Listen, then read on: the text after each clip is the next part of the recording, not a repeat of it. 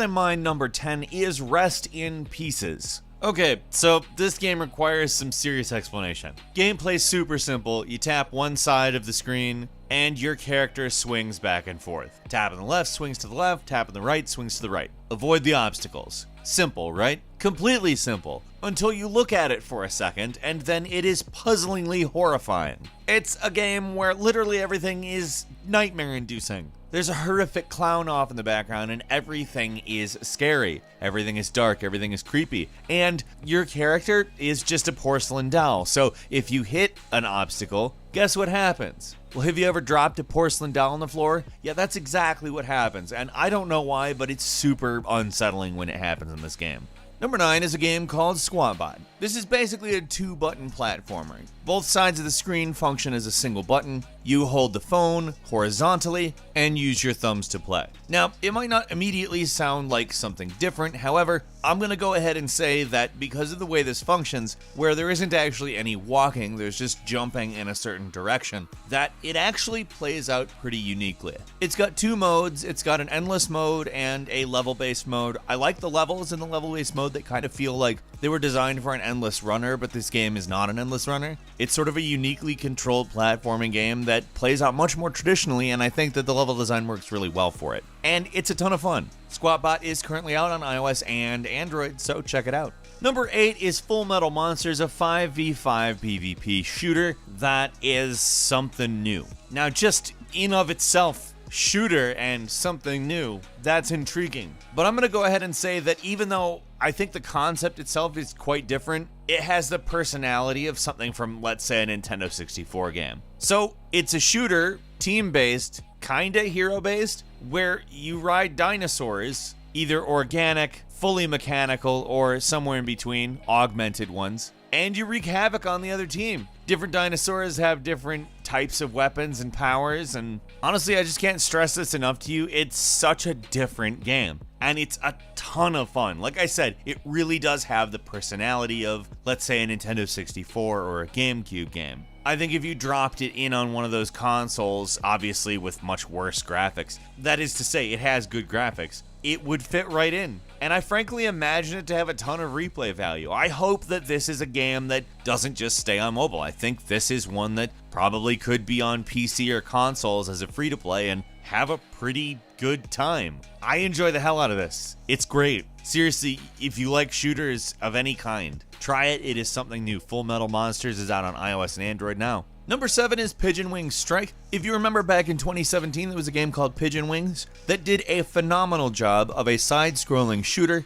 in the air with an absolutely chaotic, speed-oriented, kind of wild, unpredictable style. They had added an endless mode to that game. They weren't satisfied with it, and they created a game in of itself to be that endless mode. Now, this is probably the one game that has gotten tilt controls right. I don't know how or why, but they're the ones that figured it out, and it works really well. It does have an alternate control scheme if you don't like it, but I have a sneaky suspicion that you will. Pigeon Wings Strike is charming in its art style, but way more serious than you might expect. I have a ton of fun with it. It's out on iOS exclusively right now.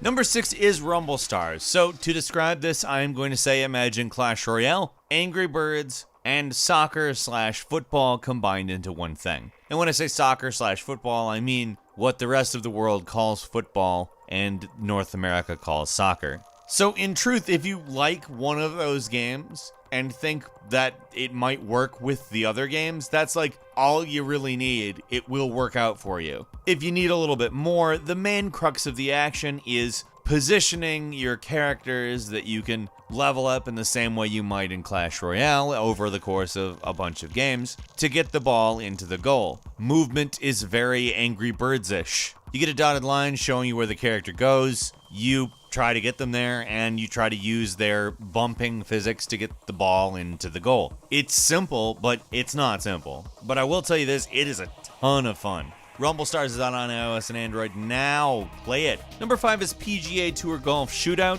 which I'm going to go ahead and say is a pretty simple game. You can leave your club selection up to automatic, although maybe I would not do that because it's not perfect at all. But selection is super easy. It's got nice graphics. I wouldn't say the best, and it's got 4 real-life golf courses that are modeled, to my knowledge, accurately. It's just a really fun game. I'm not going to say that it's going to blow your mind in any way. It's just an extremely competent golf game, and as far as free-to-play goes, that's pretty rare. Now, does that mean it's perfect? Absolutely not. It's got its own set of unique issues, mostly physics-based, but it's certainly better physics than a lot of other free golf games. So if you're looking for one that works pretty much right, this is the one to play. PGA Tour Golf Shootout is out on iOS and Android now. Number 4 is Cyber Hunter, which is a new battle royale game. I know there are plenty of those, but this one I think benefits from the experience of having played a lot of them. I feel like the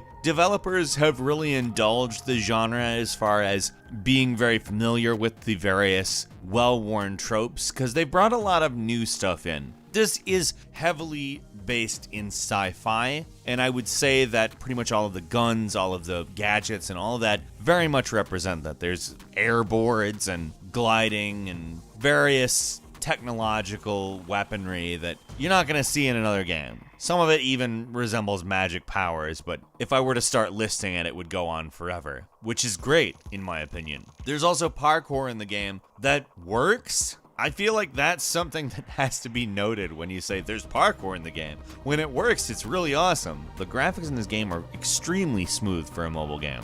I had a hell of a good time with this, and I could see myself playing it for quite a while. Number 3 is Bombastic Brothers, an action platformer that will remind you of Metal Slug. It certainly reminded me of Metal Slug, because it certainly takes its inspiration from that. However, I would almost say it's a little bit more steeped in a mobile look, but in my eyes, it even kind of reminded me of Rocket Knight Adventures in some ways. More in the art style and animation and execution of stuff than the actual gameplay.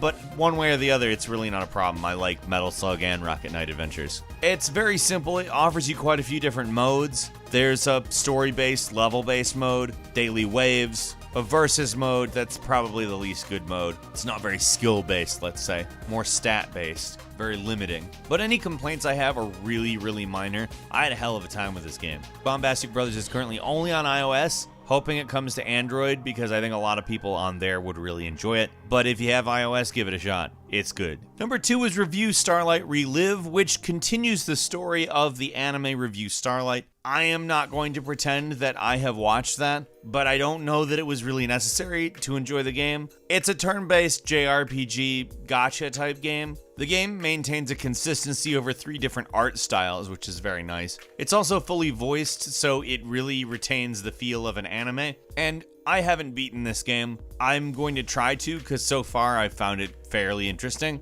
And I think if you like JRPGs or anime, it's a definite must try. It was a bit sparse this month, and it was a welcome thing to play. Review Starlight Relive is out on iOS and Android. Finally, number 1 is Frag Pro Shooter, a game that takes a very different approach at the Overwatch type game and puts you in charge of the whole team on your own. You have 5 people on a team, you build the team from a card deck, and there's how your mobile mechanics fit into the game, the Clash Royale-oriented deck building. But when you're inside the fight, you and 4 AI-controlled teammates go after the other team with the intent on lowering their score to 0 or keeping it below yours until the time runs out. If you die, you go to a new character, and frankly, it's seamless. It really plays well. It's an auto-shoot game, so you're not having to trigger, you're just having to aim, but it never feels phony. It doesn't feel like it's doing stuff for me, and I really like that. Also, I really like that it doesn't even try to look like any other shooting game.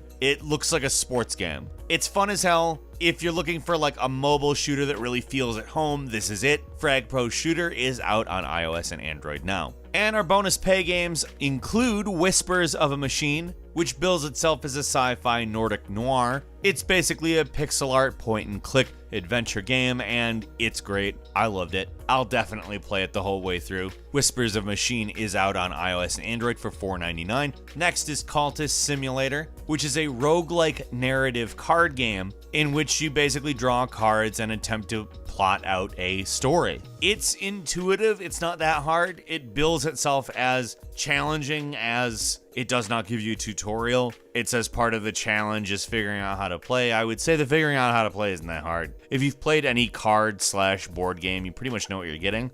It's much more open-ended, and I think that is what makes it interesting. Cultist Simulator is out on iOS and Android for $6.99. And finally, Distraint 2, a 2D side-scrolling puzzle platformer that takes its simplicity and gives you a sort of actually unnerving dark story with a healthy dose of dark humor. Think Silent Hill plus Twin Peaks a bit. Obviously, it doesn't look like either of those things, but it does play out tonally a lot like both of those things. It's very simple, like the interface is super simple, the gameplay is super simple, but it's so worth it, it's really enjoyable, and Distraint 2 is out on iOS and Android now for $6.99. Which iOS and Android games did you play this month? Leave us a comment, let us know what you think, and if you like this video, click like. If you're not subscribed, now's a great time to do so. We upload brand new videos every day of the week, and the best way to see them first is, of course, a subscription. So click subscribe, and don't forget to click the notification bell. As always, we thank you very much for watching this video. I'm Falcon. You can follow me on Twitter at Falcon the Hero. We'll see you next time, right here on GameRanks.